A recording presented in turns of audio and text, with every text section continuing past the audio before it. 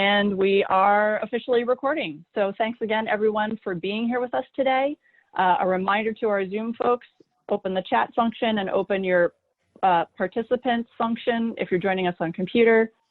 Elizabeth, I'm going to turn it over to you at this point. Great. Thanks, Casey. Good morning, everyone. It's great to see all of you today, and hope everybody's hanging in and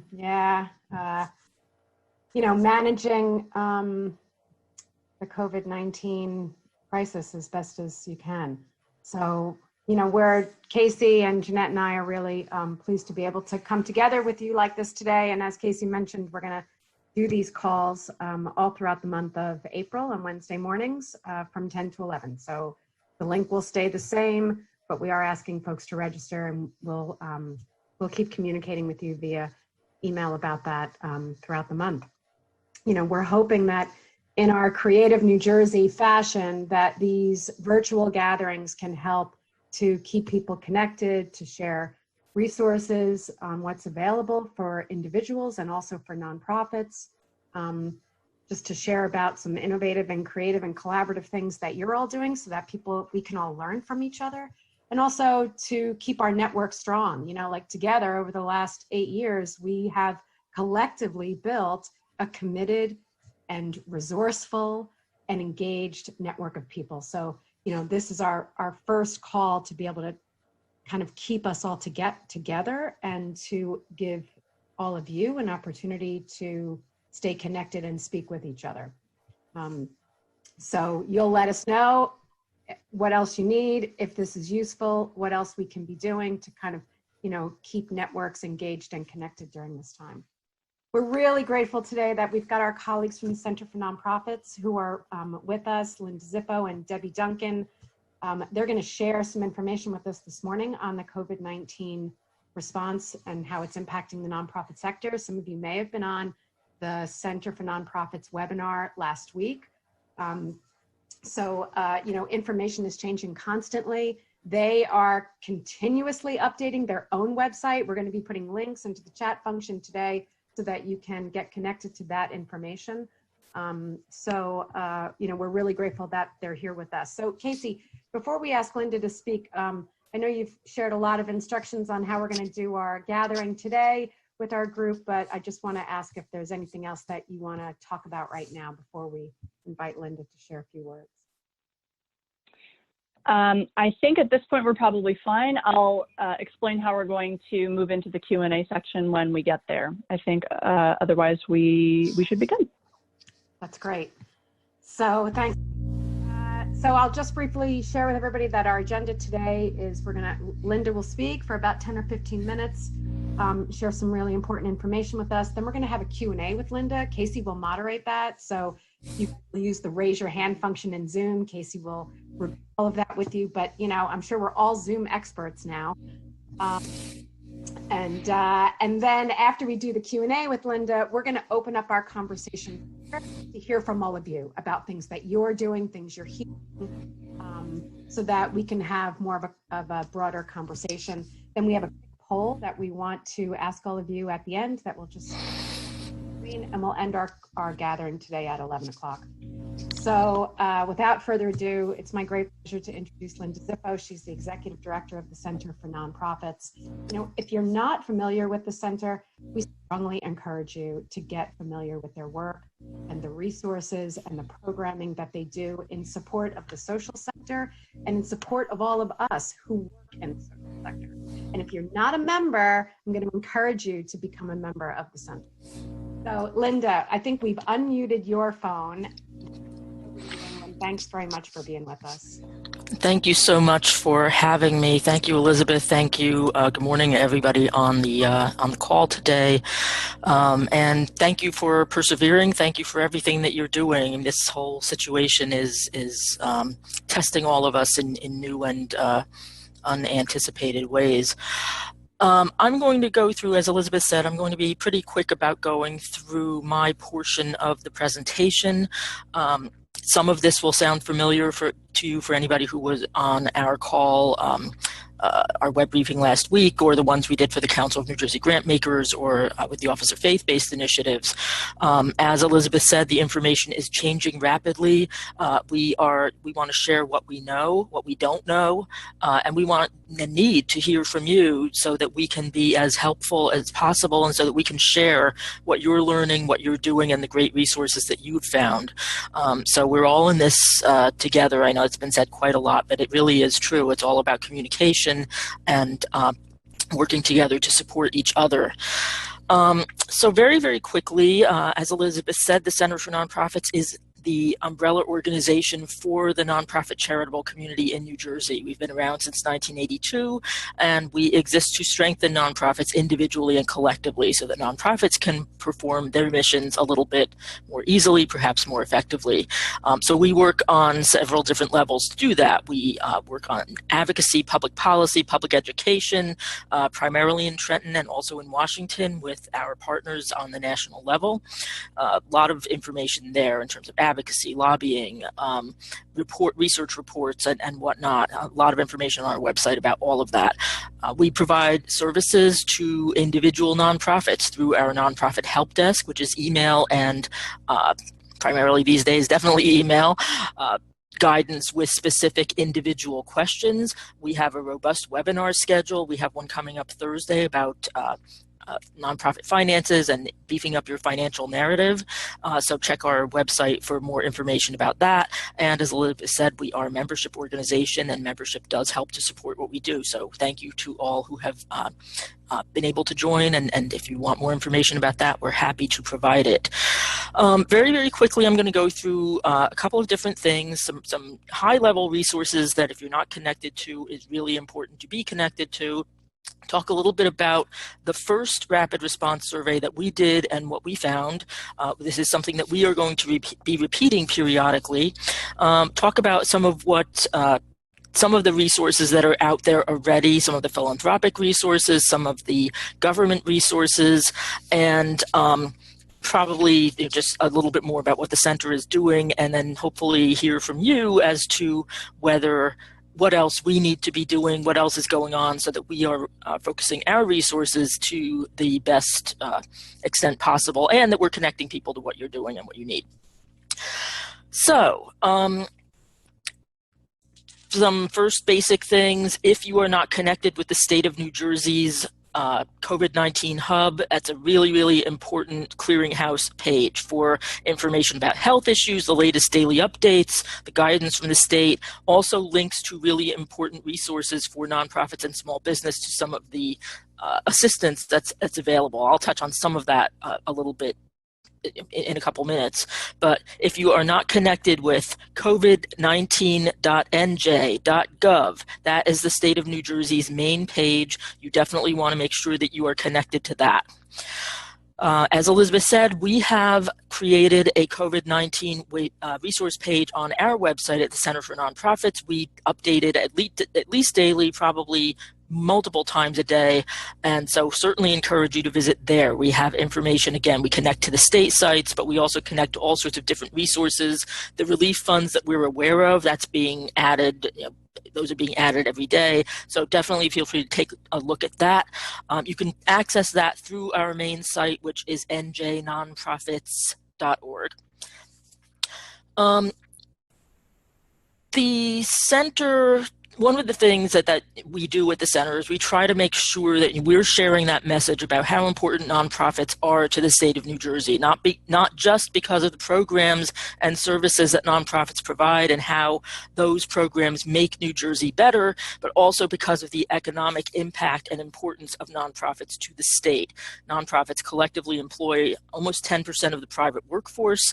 We collectively spend $42 billion plus every year, a lot of that in the Garden State, and there are many, many other ways in which we enrich the economy. So if we're talking about a strong, thriving New Jersey, we have to talk about a strong, thriving nonprofit community. So that's a lens that we use frequently when we talk to policymakers, when we talk to philanthropy, when we talk to nonprofits, so that you recognize that you're part of a vital economic engine, as well as, this is what makes society really, really good, a lot of what nonprofits do. So when the crisis started to unfold, we decided to do, and we partnered with the Council of New Jersey Grantmakers to do a rapid response survey about what the immediate and foreseeable anticipated impact of the virus might be on the nonprofit community in New Jersey. Again, we're grateful to the Council of New Jersey Grantmakers for partnering with us on this. We conducted the survey between March 13th and 17th. We got more than 700 responses from nonprofits. So if you responded to this survey, thank you for taking the time. And it certainly reflects just how important and how frightening this issue really is. We will be repeating this survey periodically. My guess is that we will be going live with Rapid Response Survey number 2 next week.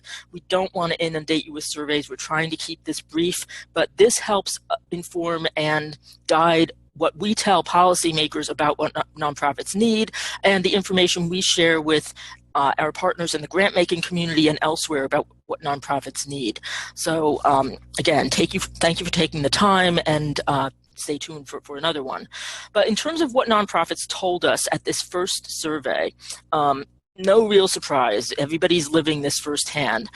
Nonprofits already, as soon as the virus began to unfold in mid-March, said that they expected that the disruption to their operations was going to be pretty significant. 87% immediately said that disruption had already been moderate to severe, and when we asked people what they expected moving forward, almost everybody, 96%, said this was going to cause significant or moderate disruption to their services.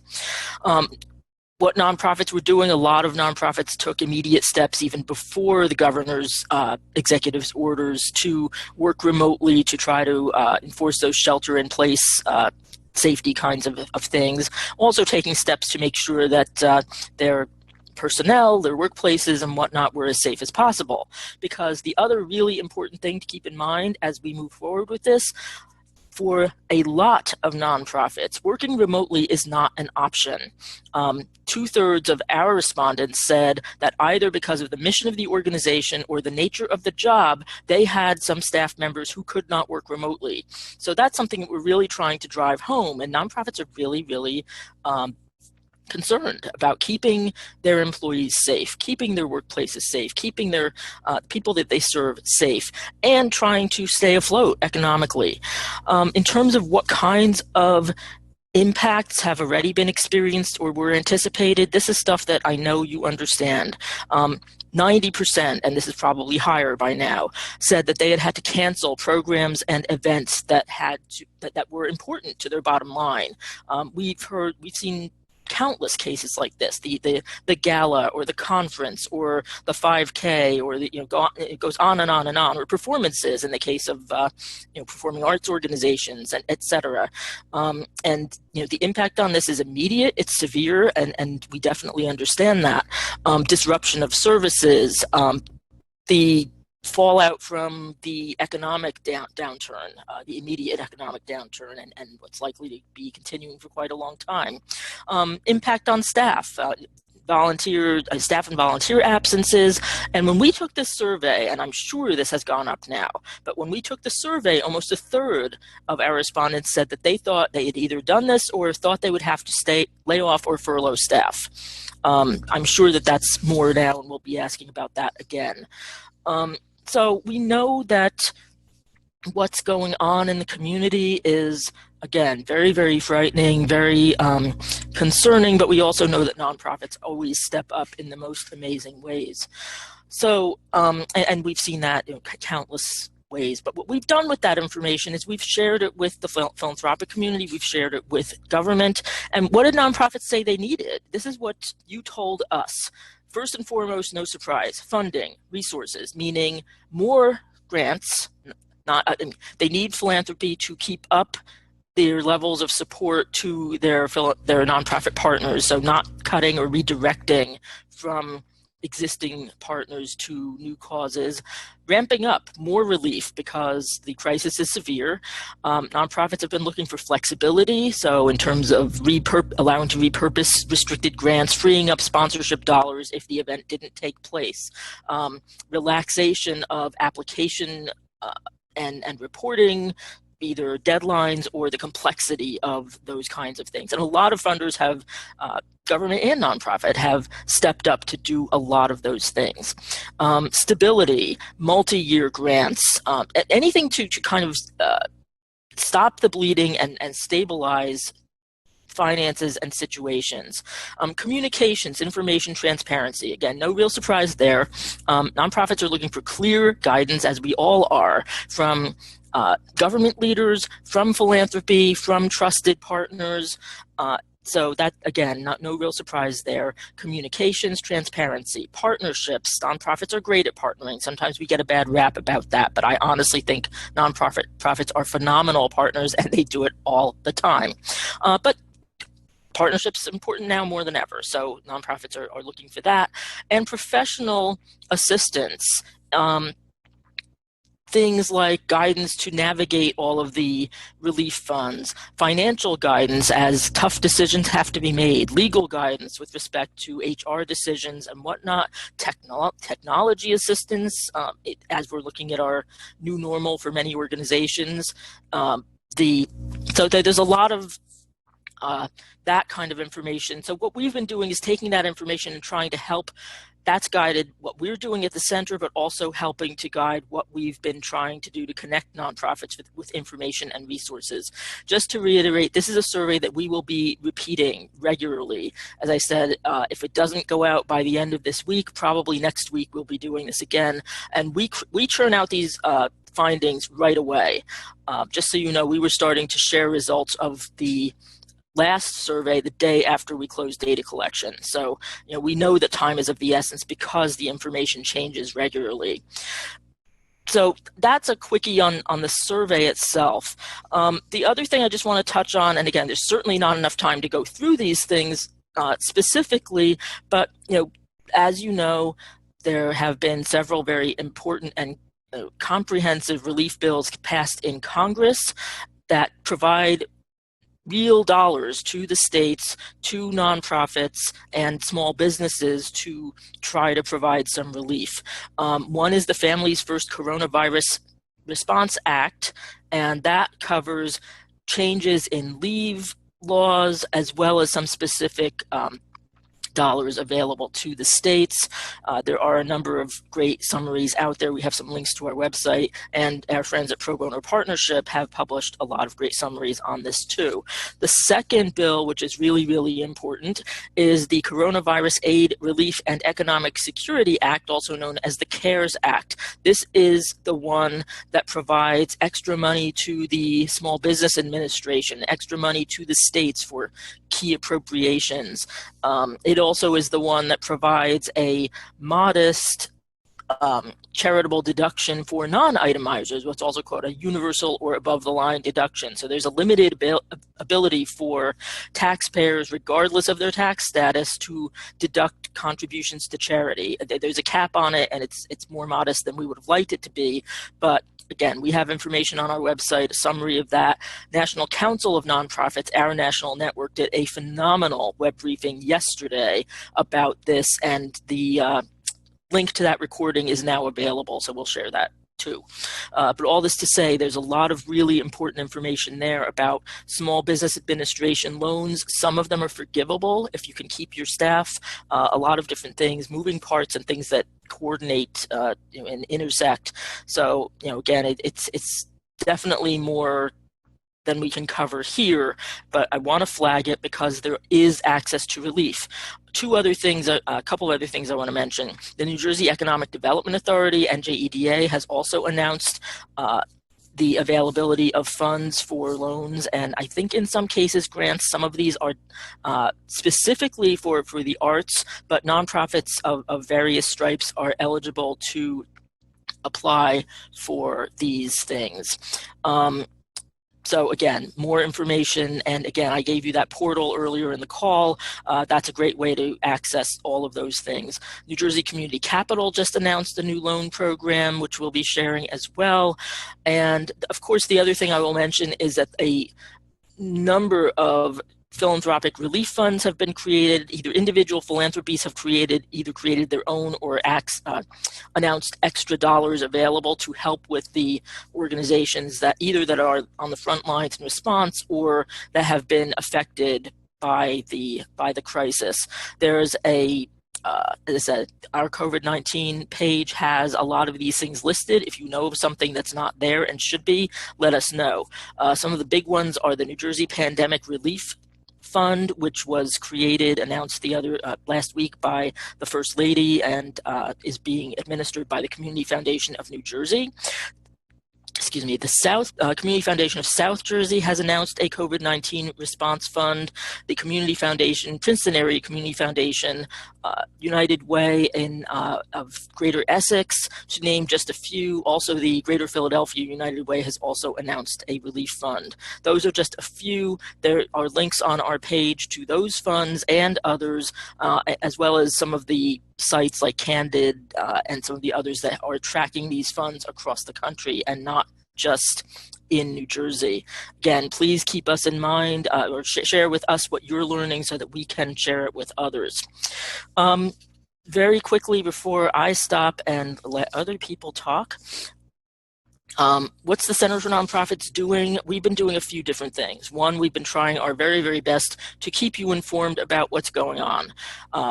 Through our e-blasts, through social media, through other updates. Again, trying to keep people connected, trying to share whatever information we have.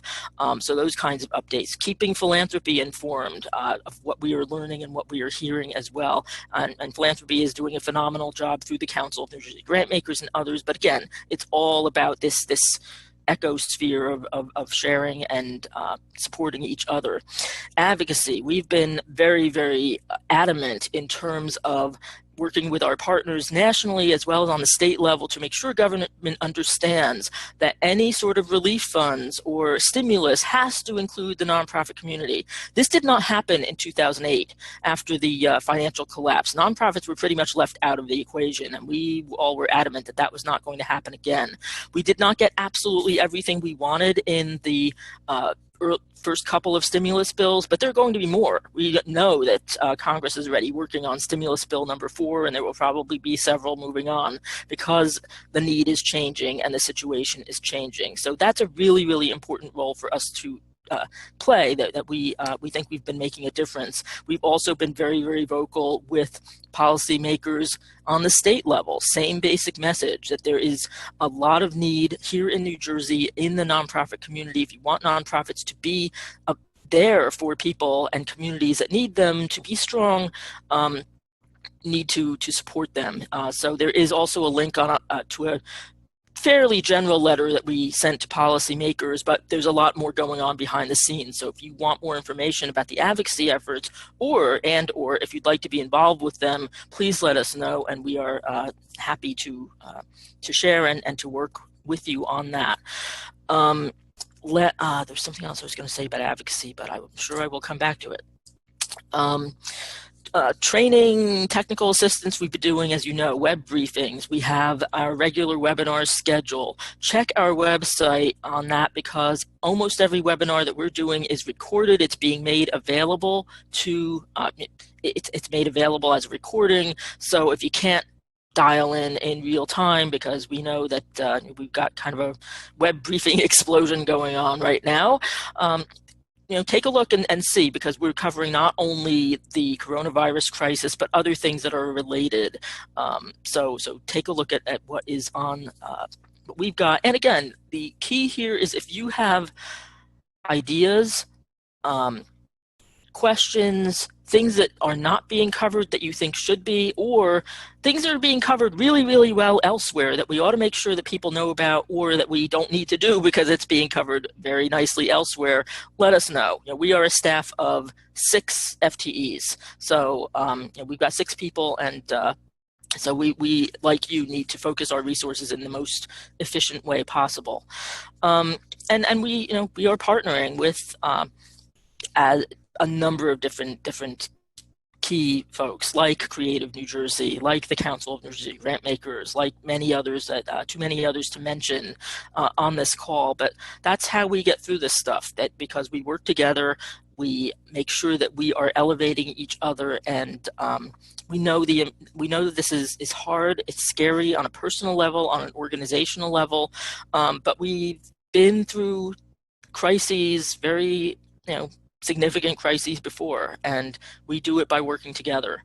I have probably left out a bunch of stuff, but let me just reiterate that we will send to Elizabeth and Casey a comprehensive list of links and resources that can be shared that will include more information. And again, I want to thank Creative New Jersey for everything you do. I want to thank everybody on this briefing. Let me stop there. And let me see if there are questions or if there are ways that we can help, or if you just want to move on. Thank you. Thank you so much, Linda.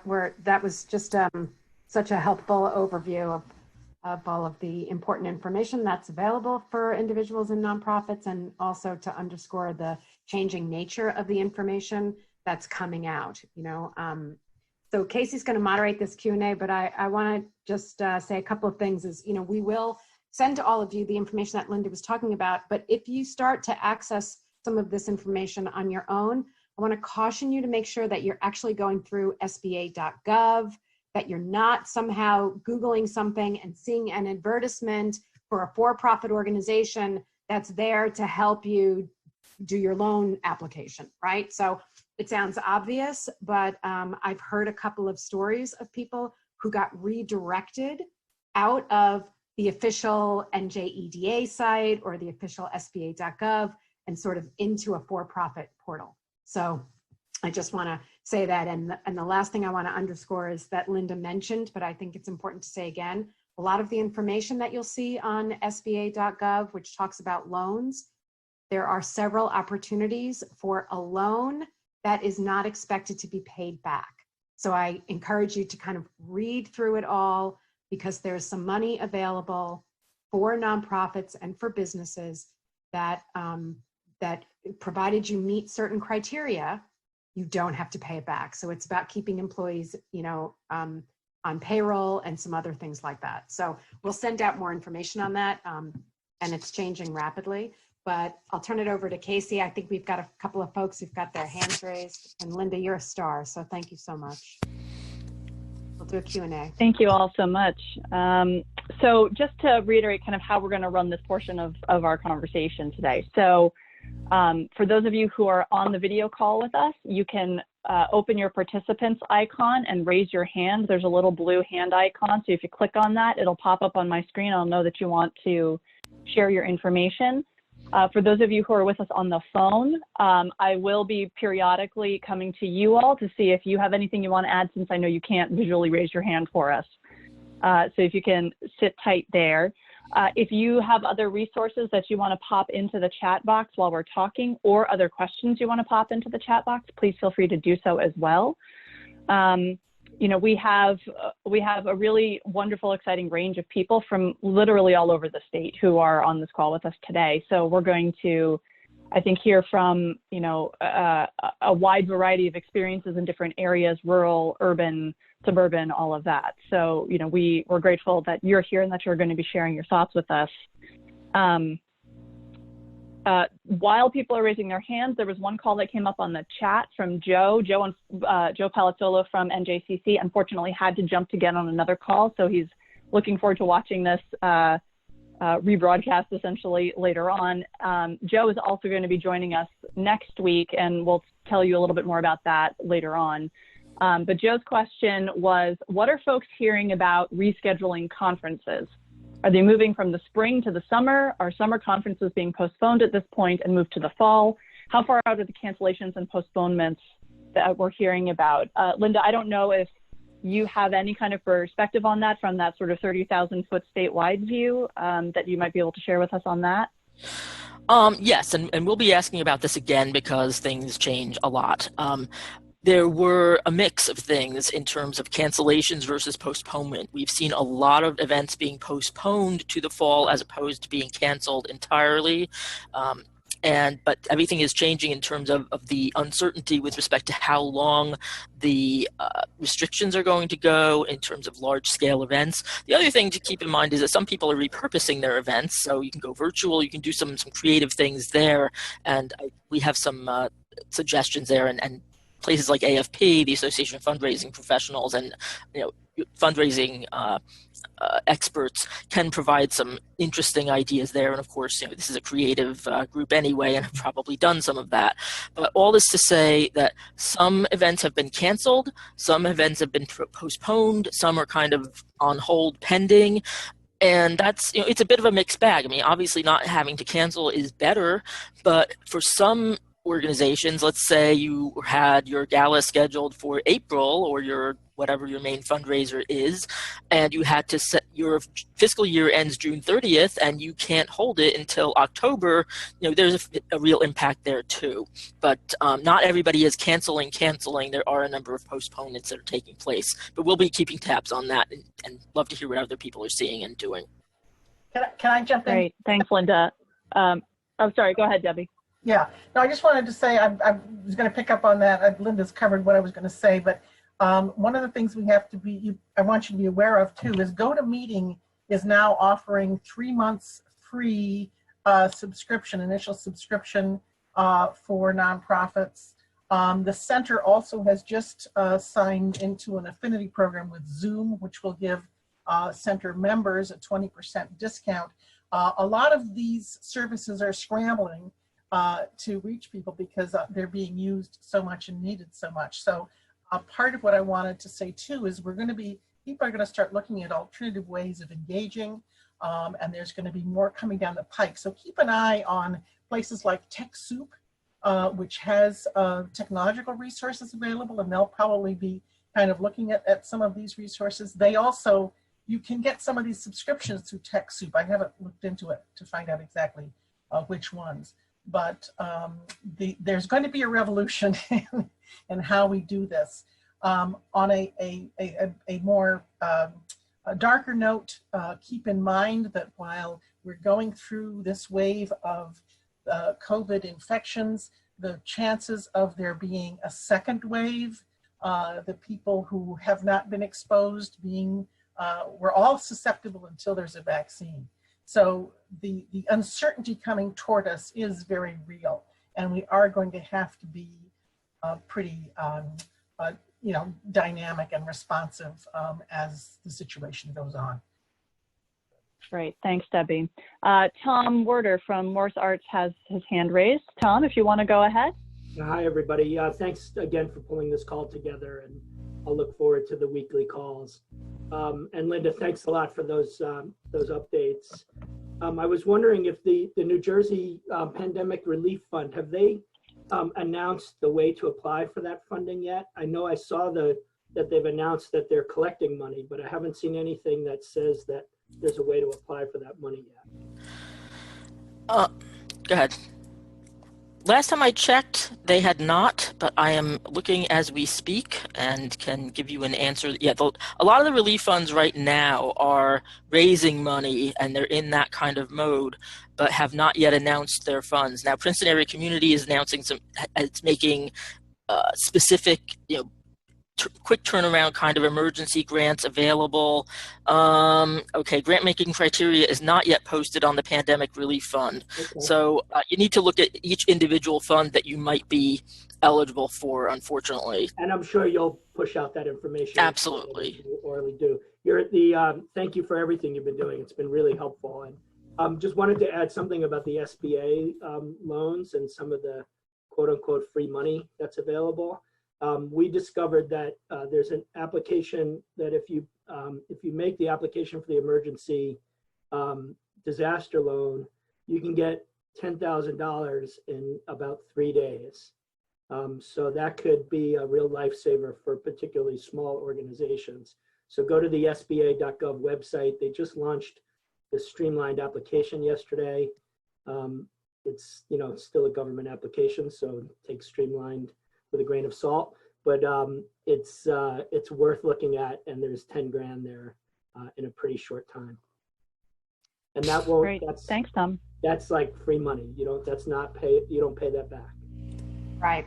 Thanks for Great. saying that, Tom. Thanks, And Tom. the specific program is the Economic Injury Disaster Loans and Loan Advance. So I'll put that link in the chat box right now. But Yeah, you'll hear EIDL all over the place. That's what they're talking about. right, Yeah. EIDLLA. The other place that, Linda, I'm sure mentioned while she was speaking is if you go to the National Council of Nonprofits website, they also have a breakdown of these different programs. So you can certainly look to Linda and the Center for Nonprofits, particularly for any information that relates to the state of New Jersey, but then also the National Council based out of DC is working on breaking down some of that information into more digestible ways. So I want to take a moment and just open up the floor to anyone who's on the phone. If anyone on the phone has a question, press *6 to unmute yourself, and you can go ahead and ask your question. So we'll just give you a moment.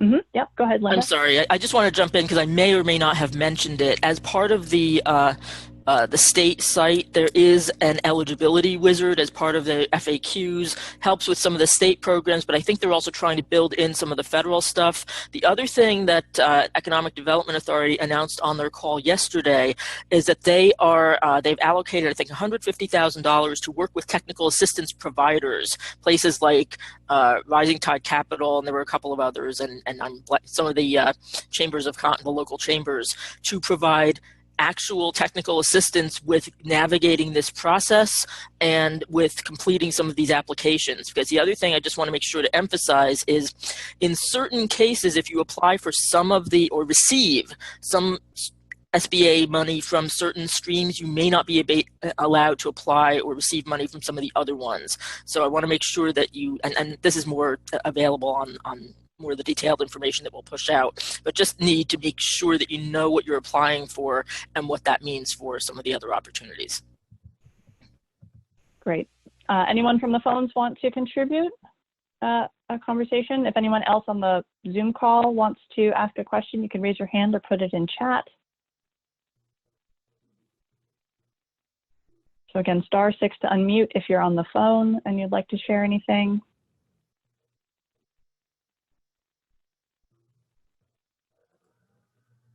Okay. So as of right now, it doesn't look like we have any other questions that are really pressing for folks. Obviously, going to the Center for Nonprofits website with all of their resource links will be really important. The door that you just saw open behind me is the Ghost, which is my small dog, who just walked by and walked into my office. So don't worry, there's no one else in the room with me. So without further ado, I think, Elizabeth, I'm going to turn it back to you. Great. Thanks, Casey. Thanks so much. Excuse me. Thank you so much, Linda.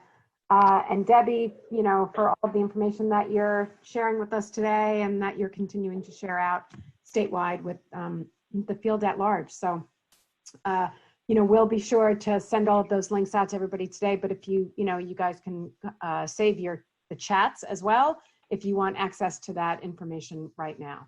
So now, let's just open the conversation up further. We'd love to hear from all of you as to, how you're doing. As Linda said, it's the barrage of webinars now and Zoom calls, and we had a bunch of other folks that were going to join us today, and we've heard from some of them saying that they had other emergency calls that came up. So we know it's really super difficult. So how are you doing? What's happening in your organization, in your community? What are some of the other ways that you think we at Creative New Jersey might help to keep people together? How are you doing? Let's have a conversation. Elizabeth, sorry, we'll continue with this raise your hand thing just so that we make sure that we sort of manage talking over each other. So Erin, I see that you have a question, so I'm going to unmute you. Go right ahead. Okay, well, I didn't have a question so much as I wanted to talk about something that we're doing in Atlantic City. We are hosting on Friday a virtual story circle So we're specifically bringing people together to talk about resilient times in their lives to help people activate resiliency and help them to activate, how community is part of the solution here, that we are really the ones we have been waiting for in terms of some of this. So that's a resource that I can share in the chat. And another resource for folks who don't have a lot of tech capability is Free Press is advocating a phone tree model for how to communicate with people who maybe don't have the technology aspect. And so I'll link that as well. That's great. Thanks so much, Erin. And what you're just saying sort of relates to another question I saw pop up in the chat from Larry, which is, are there any counseling services available? And Larry, I don't know if that was specific to grant money or something else, so I don't know if you want to elaborate on that question at all. And if so, I can unmute you. Yep, you're right, you're unmuted. Okay. So I was on a call yesterday with a group of executive directors, and I know we spent most of our time together talking about how we were each doing, psychologically. So I guess my question, sorry for misspelling counseling, but is if you know of services out there that are available for people who are, or organizations that may want to come together to help healing, talk about what they're going through. Because I know the group I was with yesterday, was everything from feeling suicidal to, just repressing everything. It was very valuable to understand people's level of vulnerability. Great, thanks, Larry. Does anyone on this call have any thoughts on resources or opportunities where people might be able to access things like counseling that they would like to share? You can also unmute yourself. You don't have to wait on me. So if you do have anything to share right now, you can go ahead. And then I know that we've got a couple of other hands raised that might be with other questions. Oh, Megan, Hi, you got one? Hey. Oh. Casey, there you I'm go, Megan. on a 201 line. Oh, great.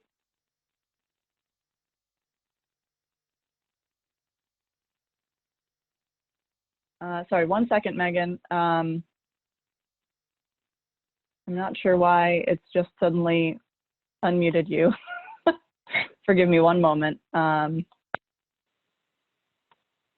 Okay, I think you can hear me now, right? Oh, yes, now we can hear you. Thanks, Megan. There is a website or a membership. Oh, we lost you again, Megan.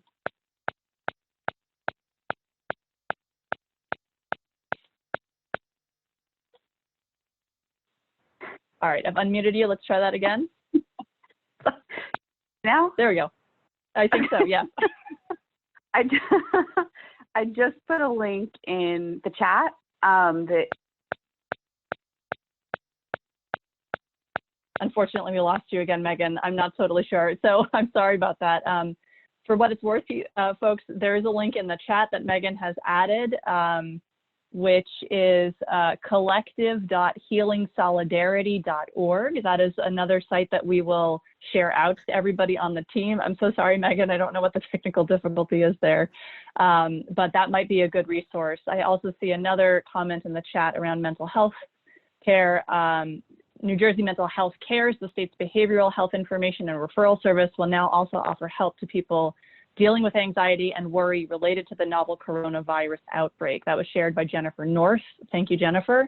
Again, this is all information that we will share out with everybody after the call. So, thank you for that. The good news is that there are resources out there and there will be ways to access it, and we'll make sure that that information is shared with you.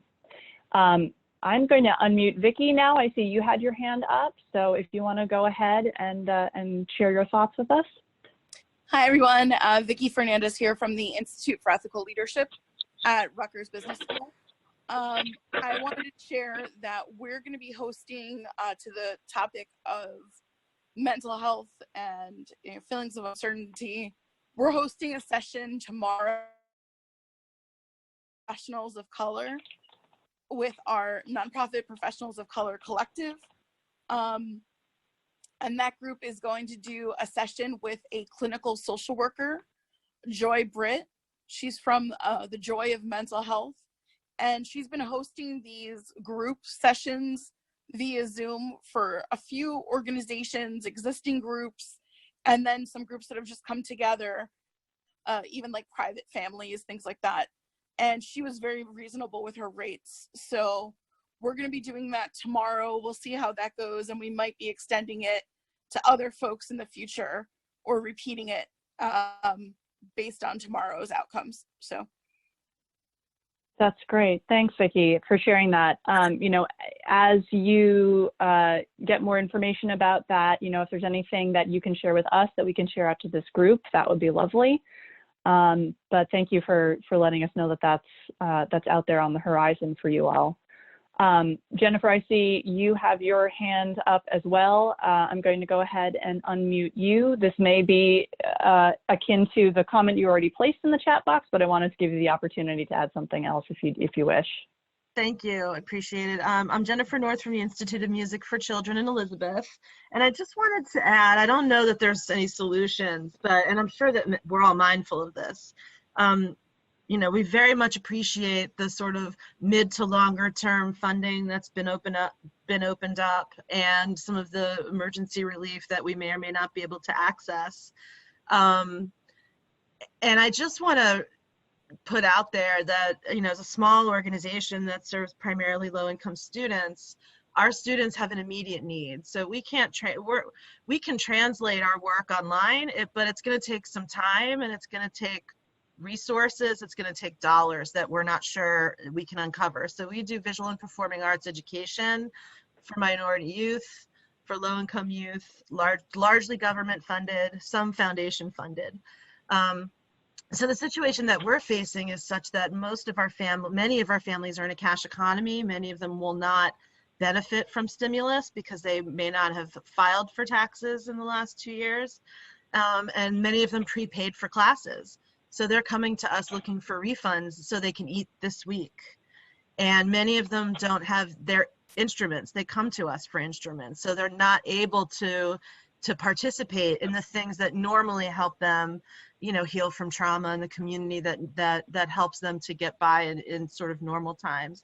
So while we're trying to pay teaching artists during sick leave and keeping our staff together to try and figure out how to translate as much of what we do online as possible with very, very limited resources, we really do have a very short-term immediate cash crunch, that's going to impact all of our families and may totally change our business model given the long-term consequences that our students who are in the most affected group economically are going to experience. So I don't know if there's any solutions, right? But it's really recognizing the broad range of pressures in the sector from the large organizations that have much larger financial problems, but maybe some more flexibility, to the smaller ones that are already so lean and really counting every dollar every day, even outside of this crisis. So it took a lot of time, but I just wanted to point out some of the immediate needs that some of us are facing in a different way than others.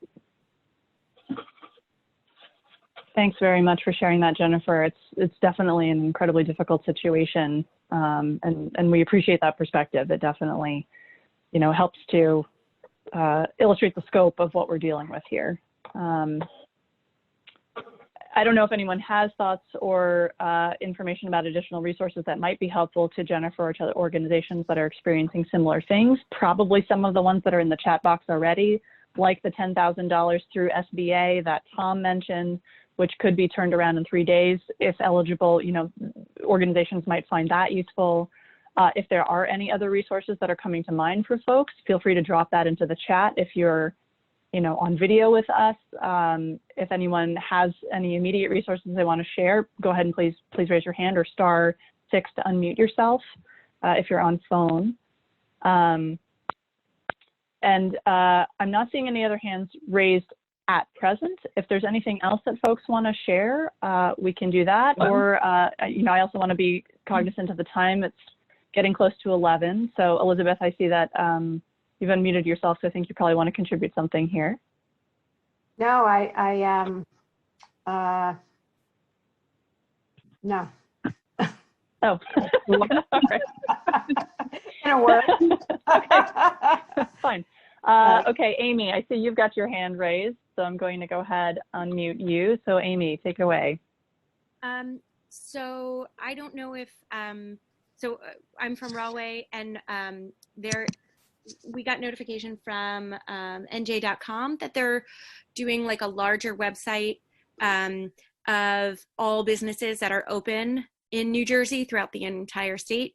So I'll put the link in there, but if you want to share that, if you're, a business or, we run the Special Improvement District, we're SID, so we have a lot of businesses, but I'll share that link and they can put themselves in their database of what's open in New Jersey. So that might be helpful for some businesses that are struggling or trying to get the word out.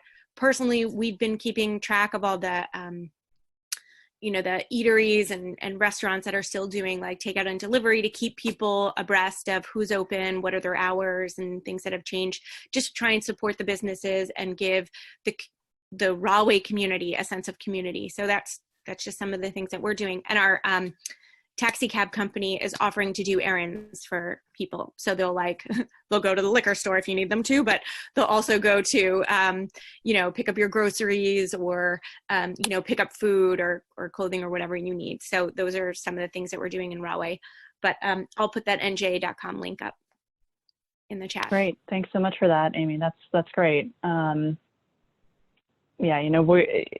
also wonder if that makes sense for certain nonprofits that have services that are open as well, and probably the NJ.com site will have more guidance for that as well.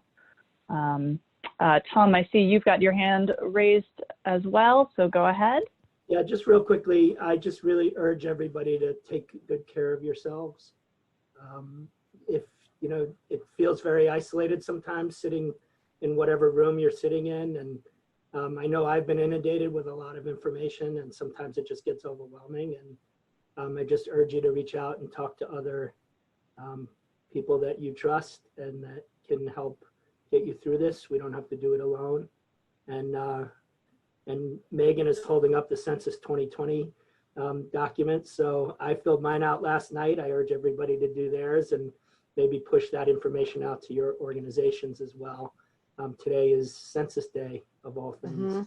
It would be great if I know we're going to do some social media on that for Morris Arts. But going back to the first thing, this is the perfect example of put your own oxygen mask on first, so you can help the people in your organization and the artists that you serve and your families and people around you. So we got to take care of ourselves. And if anyone needs to call, I'm available.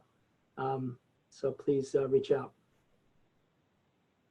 Thanks, Tom. I really appreciate that. Okay, so as of right now, I'm not seeing any other hands up. I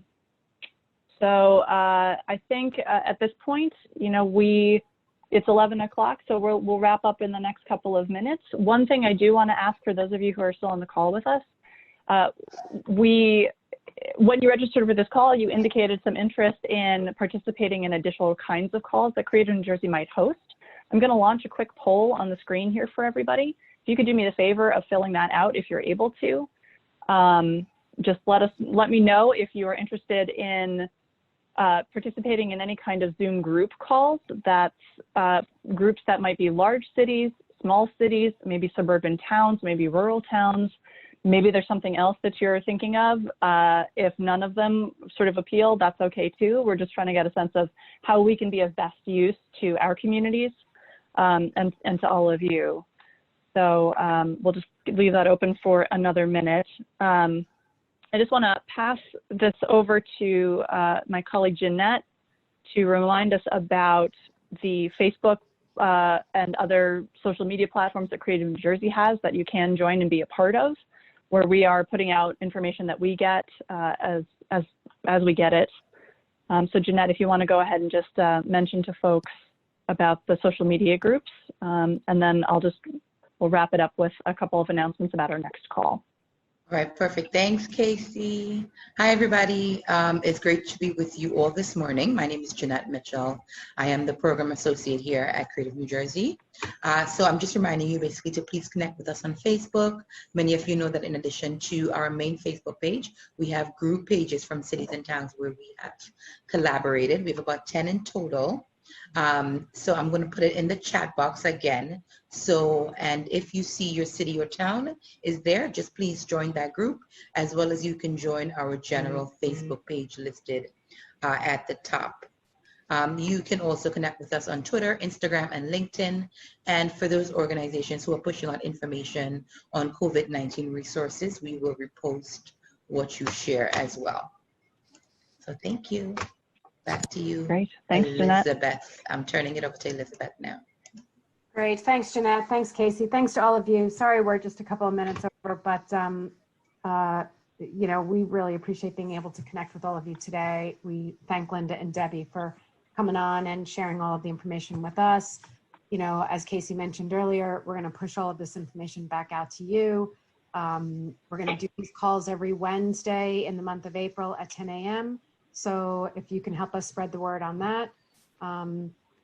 We may do a couple of other calls depending on, you know, the feedback that you guys just shared with us. You know, maybe we'll bring Patterson, Newark, Jersey City together, and maybe we'll do Rahway and Asbury Park and Atlantic City and Hamilton together, you know, so that we can try to keep all of the communities where we've worked and have these great networks connected to each other and learning from each other. And as Linda mentioned, information is changing constantly. So, and we know everybody's doing webinars, right? Everybody's doing Zoom calls. And, you know, we certainly think, you know, that's great because we're all sort of interacting and reaching different people. So the information that you shared here, that you learned here today, we hope that you continue to share that with your networks. Ultimately, we can reach everybody around the state with this really important information. Next week, you know, same bat channel. Wednesday, 10 a.m., the same link. Thanks for registering so we know who to expect. But Joe Palazzolo, our colleague at New Jersey Community Capital, is going to share some information about their Garden State Relief Fund, which was mentioned here today. And we might have some other folks share some information about their other funding opportunities so that people can continue to be kept abreast of the ever-changing situation. So, Casey, anything else, Jeanette, that we need to say before we thank everyone and sign off? And for those of you who want to see it, the NJCC Garden State Relief Fund link is now in the chat. And then also the registration for all of our continuing calls, I've just dropped into the chat again. Again, that will be on our website. We'll be sending out that link to everybody in an email as well for those of you who would like to join us for the rest of April. Thank you again. I don't have anything else. Jeanette, I don't know if there's anything else on your end. Oh, it's good. Thank you. Thank you, everybody. All right, everyone. Stay strong, stay healthy. Thank you so much. See you again next week. Bye. Bye.